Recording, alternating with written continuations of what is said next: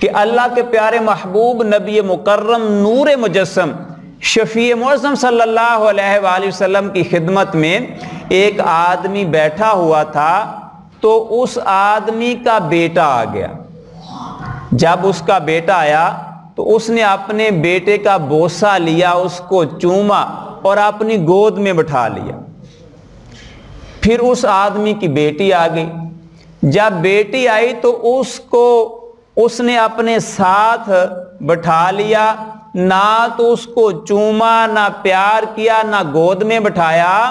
تو اللہ کے پیارے محبوب صلی اللہ علیہ وآلہ وسلم نے فرمایا کہ تو نے ان دونوں کے درمیان انصاف نہیں کیا، کہ بیٹے کو ترجیح دی ہے، بیٹی کو ترجیح نہیں دی۔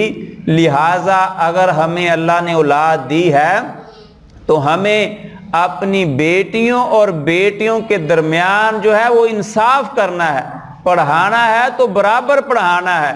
وہ لباس کا معاملہ ہو، وہ کھانے پینے کا معاملہ ہو، وہ کوئی بھی معاملہ ہو، اس میں انصاف کریں اور ان کو برابر ان کے حق دیں۔